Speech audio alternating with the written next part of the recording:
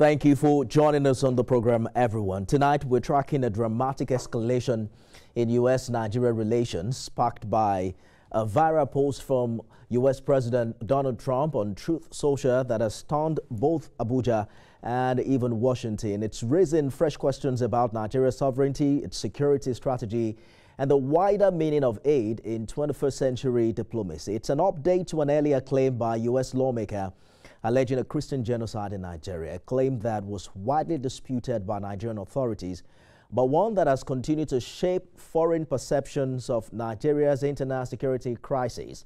In that particular post, President Trump accused the Nigerian government of allowing the killings of Christians, warning that if Nigeria fails to act, the United States could intervene, guns blazing, to wipe out Islamic terrorists.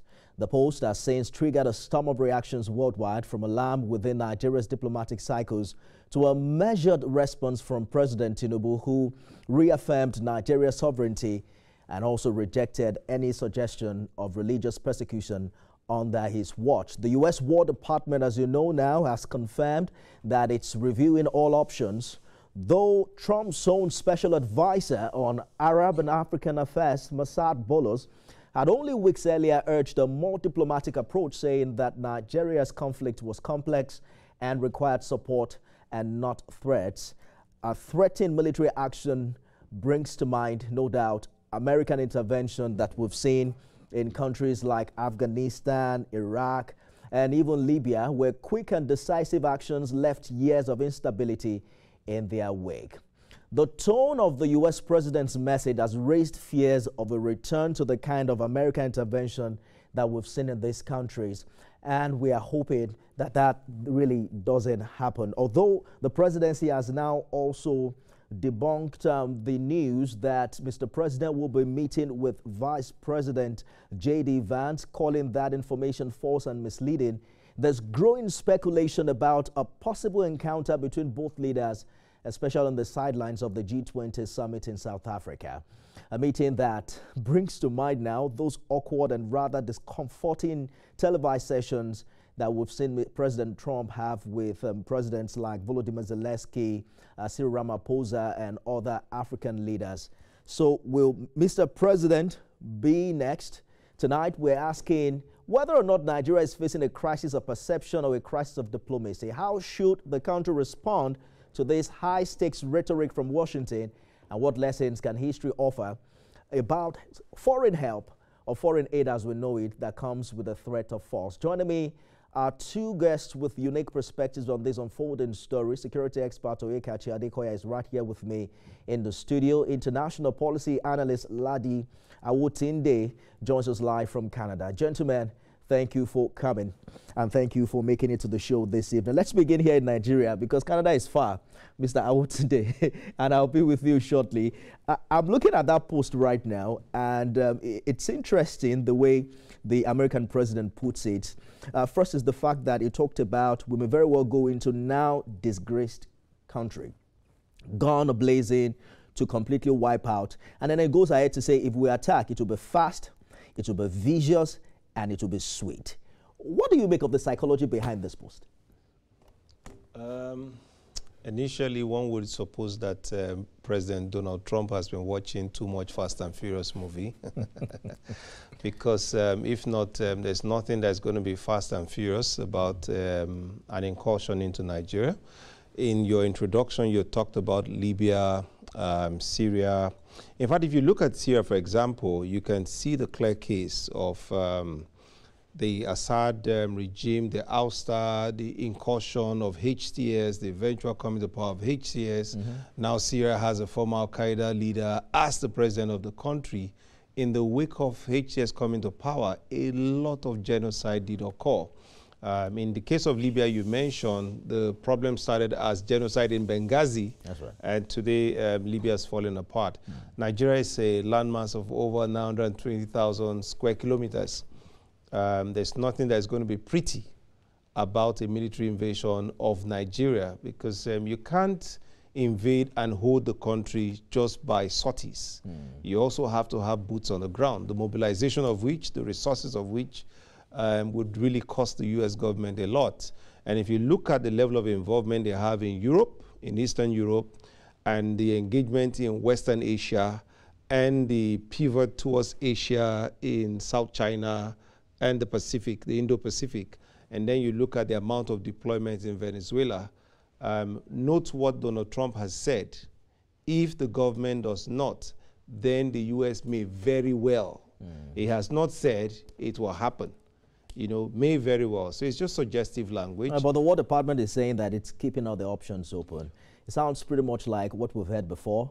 But the good thing is that the U.S. president changes his mind very fast, especially when you consider the meeting he had with Zelensky the other day. It's all called strategic ambiguity. Remember that Trump wrote the Act of the Deal. So there's clearly some negotiations going on between the Nigerian government and the U.S. government. Some have argued that perhaps this is also some pressure campaign to give the U.S. some leverage in negotiations with the Nigerian government. Perhaps that is that. But the language, true and true. Listen, in risk management, in even intelligence space, you talk about assessment. When we look at assessment, we look at the language of the assessment language. He has said, if the government doesn't move fast, so condition, if the government move fast, then there is no need. They may very well not. So, I mean, it's all Buster for now. And then, of course, the ditto, the minutes to the War Secretary, and then say, look at options. Of course, the War Secretary will look at options. And the options will not be, it will not be fast, it will not be furious, it will not be pretty. Not even for the U.S. government. So, yeah. Let's bring Mr. Awotinde into this conversation. Recall that Canada has its own fair share when President Trump said he was going to make it a state in the United States, but Nigeria has now been designated as a country of particular concerns. What does that pose for our security architecture as it is, and especially our relationship, our diplomatic relationships with the U.S.?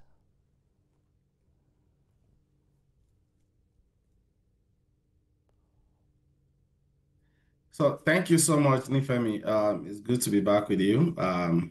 It's unfortunate that we have to be having this conversation in the first place. We, as a Nigerian, you don't want to see a single soul lost to any form of banditry or any form of insurgency.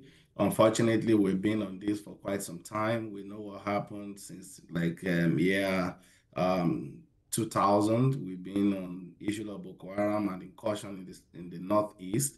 Then the herders, farmers crisis that has moved to the north central, and that has, of recent now, we're having a very ugly tale of the incidents in Kwara. He has been in Plateau, he has been in Benue for now and for some time. However, the question you're going to ask yourself is, what has been happening? Has there been change in the pattern? What has really been happening? So there's been a lot of work done, but however, the work isn't enough. But coming to what we're saying, Nigeria is a sovereign state, and it's unfortunate people don't really value the sovereign integrity of the country. They just believe because you have someone who is a superpower, he can say whatever he wants to say, then he can do whatever he wants to do. For the just go on his own social media and he can tweet whatever he wants to do to any country in the world. He has said he wanted to annex the second largest country in the world. Canada is the second largest country in the world by land mass. He wants to make them a state. He wants to go to Gaza, make Gaza a beautiful real estate. That's people. That's millions of people's ancestral home. That's their country. You said it's going to be a beautiful real estate. Then you said you hosted the president of Ukraine. You told him in the face of the world, even while the enemies were watching, telling him that he has no card. Then you come to Nigeria, you realize under President Muhammadu Buhari, Donald Trump has called Nigeria a shithole.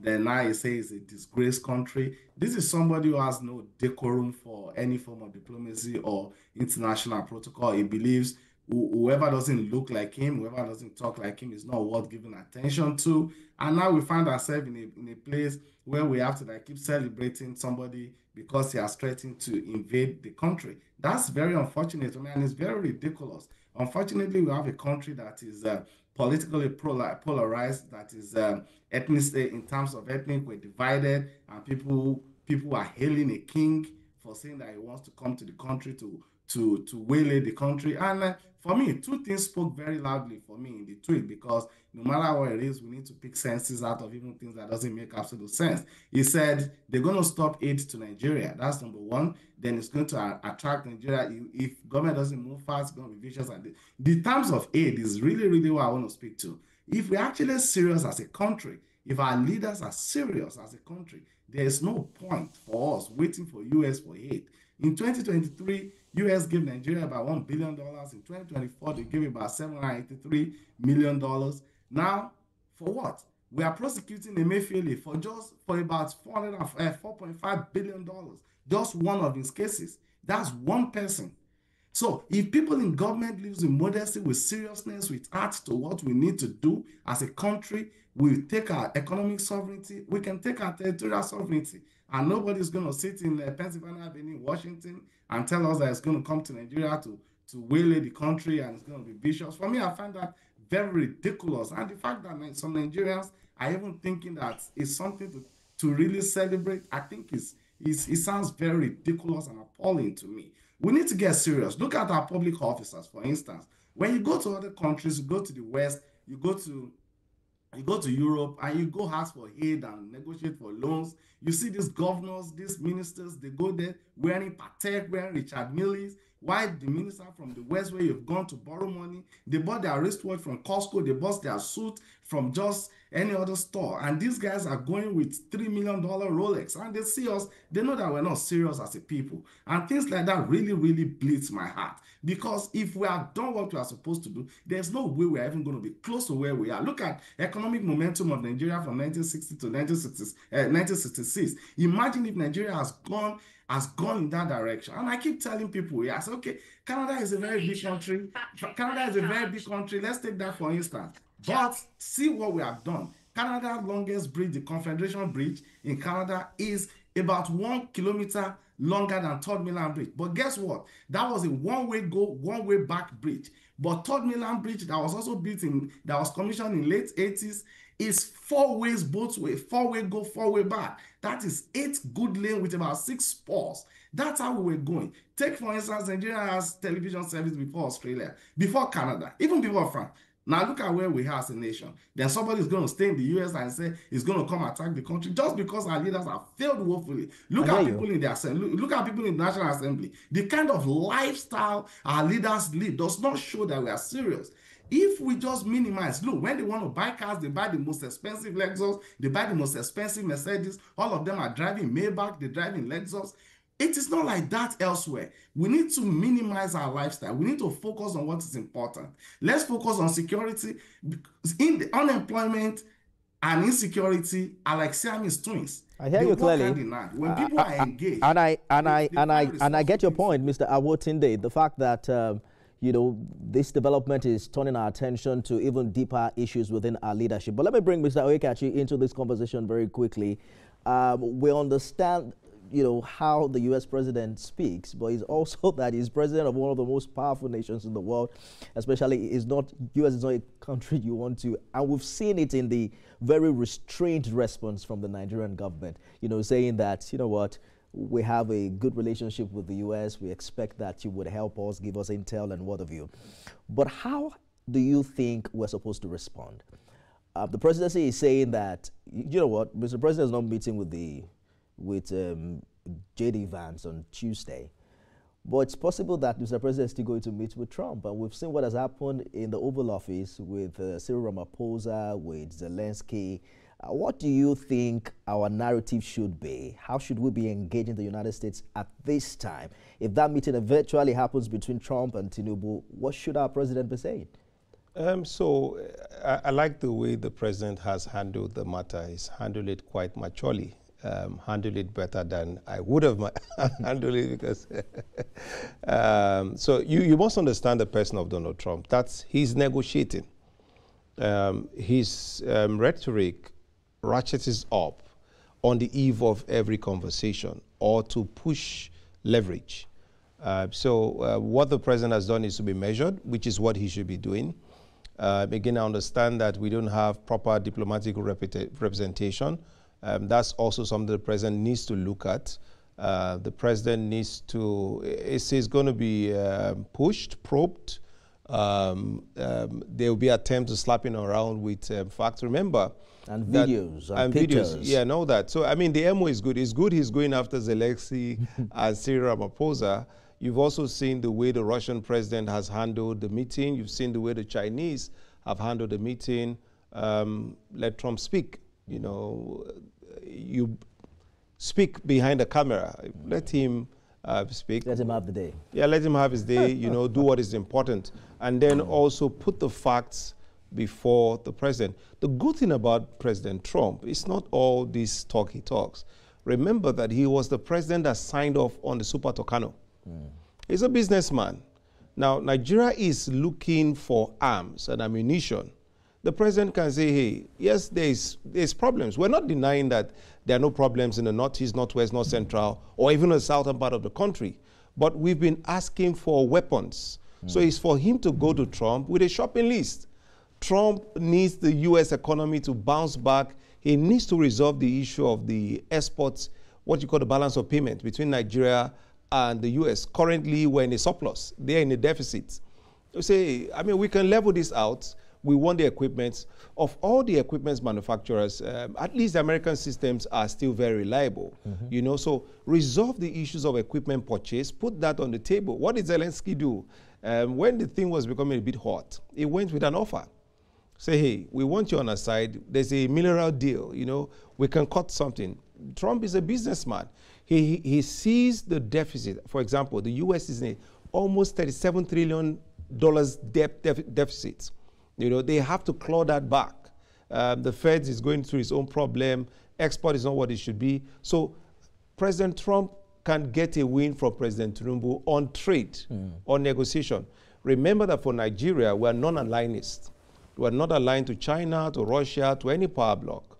And this president has said, anybody that brings the money for investment, Nigeria is open for business. So some of this is also America trying also to counter the influence of the Russo-China influence operation in West Africa leading to Central Africa. I mean, we don't have to be in anybody's fight. If America wants to invest in Nigeria's rare earths mineral sector and help us develop it, by all means, why not? The president should go there with Dele Alaki and go there with other business people, because Trump is a businessman, and play golf together and, you know, just ensure that there's a win-win for everybody and look beyond the talk and just focus on a win-win scenario for the U.S. and for Nigeria. That would be my advice. Mr. Otunde, I understand your anger towards politicians and the fact that we are still seeking foreign aid. But precisely what do you think we should be doing right now when Trump is threatening military action? We've seen what happened in Iraq and countries like Afghanistan and Libya. It doesn't really mirror what America calls quick, decisive military action. It tarries for too long. In Afghanistan, for instance, 200,000 people eventually died in a space of 20 years. How do you think the Nigerian government should respond right now? And how should we better engage the United States? Okay, for me, the response is going to be in two ways for me. I will look at what we need to do domestically in Nigeria, then what we need to do in our relationship with the United States. So in terms of our relationship with the United States, I actually don't know why the president has taken this long to appoint ambassadors. I don't think that is good enough. It's 2 years. I know a couple of times they've claimed that we have career diplomats at all the embassies and consulates who are responding to the need. But you have a man who doesn't have a regard even for diplomatic protocol. Now it's time for the president to put his ambassadorial list together and send it to the National Assembly. I think he should do that yesterday. That's number one. Number two, we used to have a very robust relationship with the United States. You will understand we have quite a lot of Nigerians who live in the United States. Aside that, we have had a wonderful time in terms of security, in terms of economic. You see a lot of international oil corporations are also in Nigeria. They don't want that disrupted. So secondly, I would say President should put together a list of a special envoy to mediate between Nigeria and United States, not to beg, but to put a true perspective of the issues and say, yes, people, there have been security challenges. yes, we are trying to solve it. This is what we have done. And this is where we think we can work together to get better, maybe intelligence sharing, maybe arms supply and all of that. And to say, okay, this is a country that we all have to protect. You don't want to swing on a country of 250 million people. Where are they going to go? You don't want to do that. So it doesn't make any sense for anybody who is not a bully. Anyway, we need to put that caveat. So now we've seen them, we've seen the dynamics, we've seen the picture. So those are things I think we can do internationally. But locally in Nigeria, if I was president, I'm going to put all the governors in one room, especially the 19 governors of the northern states. Also, don't forget there are some couple of killings in the southeastern part of Nigeria also. Those are Christian killing Christians. So it is not beautiful Christian killing beautiful Christians. So we need to understand, that's part of, we need to know that, okay, yes, the fact that this thing is happening in the northern part of Nigeria, that's why it's kind of look like these crazy guys are, they are just religious guys doing, these are crazy-headed people who take down any people. They went to University of Maiduguri. They keep people there. Did they tell people when they were coming to the mosque that Christian wrong, Muslim wait, or Muslim wrong, Christian wait? No, they didn't do that. They kill anybody. So I will put all the governors in one room and tell them I need this thing fixed at so time, and I'll give special attention to the governors in the north. They need to stand up places like Castina, places like Samfara, places like Benue, places like Borno, Yobe. They need to stand up and put their act together. They know all these people. I put all the emirs, I put them in one room. They know all these people. They should tell them very strongly, I need an end to this, and empower the armed forces to make a swing on them. We can drop bombs on them. We can kill them on the road. When you do that within 6 months, everybody will sit tight. And I think the president should be looking in that direction. Yeah. I want to get your opinion, both of you, especially for those who say perhaps we're paying too much attention to the messenger rather than the message itself. Just 2 or 3 weeks ago, we had a conversation about Reverend Dachomo here.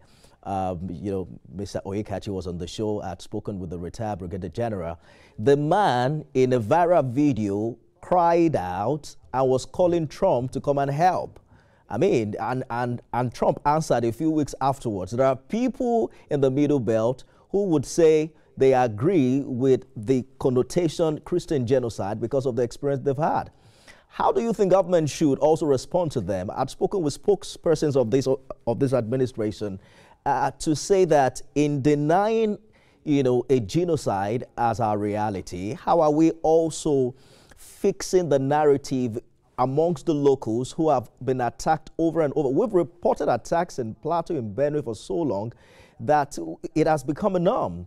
It's no longer breaking news. What must they do differently right now, especially for those clergymen who have continued to push this narrative and also call for foreign intervention? I'll begin with you, Mr. Oyekachi. Okay. Thanks, Nifemi. When this president came to power, we had forewarned of times and moments like this. Yes, and I remember I said that this president will fail on matters of insecurity and security if he doesn't bring the governors to the party. I was at a symposium in Abuja where I spoke to some of the people in the military and the DSS saying that Nigeria has one security industry, whether you're private or public. There's one industry that's supposed to work for every Nigerian. So the time has come for public, private sector to work together to build this industry and move it forward. Now, what am I saying? The military must support the police must support the military. Good enough, the new chief of defense staff has said that the bulk of the issues that the military is dealing with are matters for the police. So what the president needs to do, let's come back. I mean, Trump has said what he has said. But the truth is that if we don't raise those, people will not raise an eyebrow. All right. The security system is failing. We need state police. To get state police done is very easy. Time it was when the military was against it. And we have taught the military because it is the military that is dying first. We are losing soldiers, we are losing senior officers. We cannot continue like this. So I'm calling again on the armed forces to support the police. All right. I'm calling on the federal police to support now the creation of state police, and I'm calling on the political class to get it done. We have completely run out of time. Mr. Awotunde, if you can respond in 30 seconds, what do you say to those who believe this is a prayer answered? You know, the reverends and the pastors who have called called for Trump's intervention even publicly. Okay, so I understand the grief that comes with losing people, especially losing loved ones. You don't even want your enemy to be cut short anytime. You want them to repent and turn a new leaf. So that's very painful. I understand. But also as a country, I believe that while we're seeking help, we need to be holistic with what we're asking for. We need to understand that this is a day of social media where we dump things in. I know people cry out for when happens in Plateau and Benue. We don't want to see anything like that again. But while we're doing that, we also need to have a kind of a respect for our sovereignty. We need to have regard for this country. We need to respect this country. We might have had leaders and politicians who misbehave and all of that, who probably are still misbehaving. But we need to continuously keep them to account and make our voice loud in terms of what we want. We don't want problem. We have seen enough. But I don't ever, for a lot of people, ask people in the US, I can tell you, they believe Africa is a country. A lot of people in the US, they believe Africa is a country. If you ask them, they will tell you what part of Africa is Nigeria, what state in Africa is Nigeria. So people that don't know you, they can't love you more than you do love yourself. We need to hold ourselves to account. We need to love our country. We need to continue to challenge our leaders to do things right. And we are challenging the president. Expectation on him is so high. He needs to fix things. I need to fix it now. All right. So Tinubu was elected for such a time like this. We see how he and his cabinet respond accordingly. Ladi Awotinde is an international policy analyst who joins us live from Canada. Oekachi Adekoya, security expert here with us in Lagos. Gentlemen, thank you so much for talking to us. Thank you for having me. That's our show today, everyone. Glad to have you always. That's our show today, everyone. Remember, you can watch it again at midnight and 6 a.m. tomorrow. I am Nifemi Oguntoye. See you again soon.